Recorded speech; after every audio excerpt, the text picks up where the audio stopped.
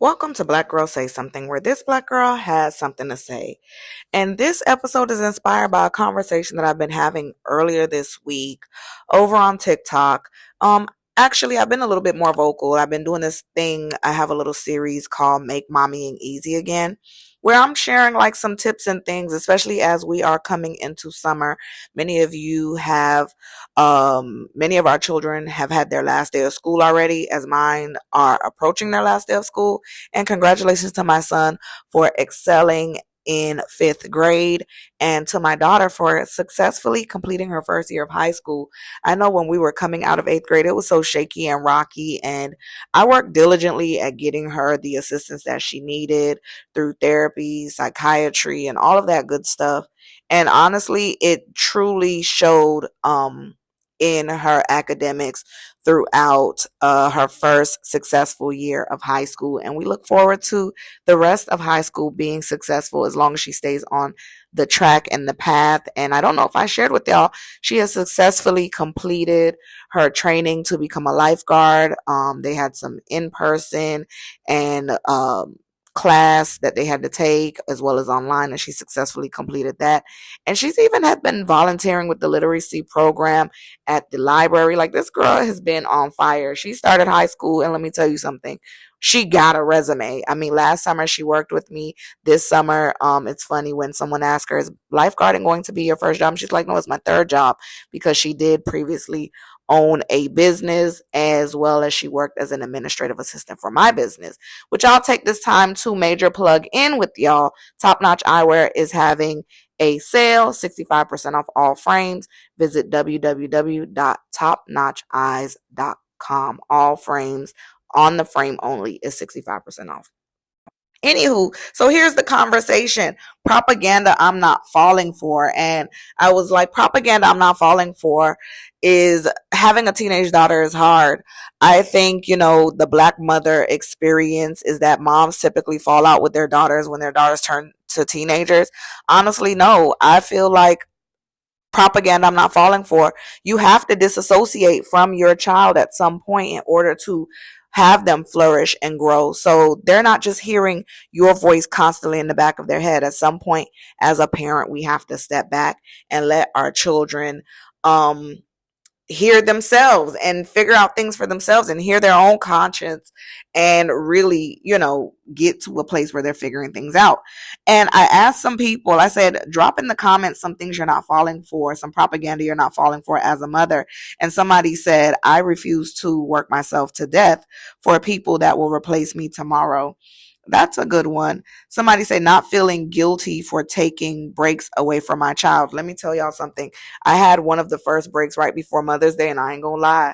I'm addicted to them breaks now because, again, part of the break was going to work. And since I'm not really like doing that and I'm not really servicing clients for glasses, yeah, the break that I have when I'm home and they're at school is not enough because I'm constantly on 1000 thinking about what I got to prepare for dinner, what I got to do when I pick them up from school, and all this and that. And so Memorial weekend, they went with my mom from Sunday to Monday. Like, that little break was definitely much needed. And it didn't help that I started my cycle. Anywho, someone else says, I have a teenage son. Don't let these people lie. I cannot believe girls are harder than this. And actually, when people would say boys are easier because I have a son and a daughter, no, boys aren't easier. You're just neglecting his emotional need. Boys need just as much, if not more, um, work, more parenting than girls. And that's simply because we allow girls space to be emotional and we don't allow boys that space. And when we don't allow them that space, they grow up to be emotionally immature men who are still technically mentally boys. And so allowing them the space, propaganda I'm not falling for, boys are not easier. Boys are just as much work as girls, especially when around them, their homeboys or their friends aren't necessarily being raised the same. And I had a conversation with my son not too long ago. We have these random candid conversations, and I was letting him know the path that you're on. I want you to know that it is okay if you recognize that you are different from your friends. That is the goal, to be different than your friends.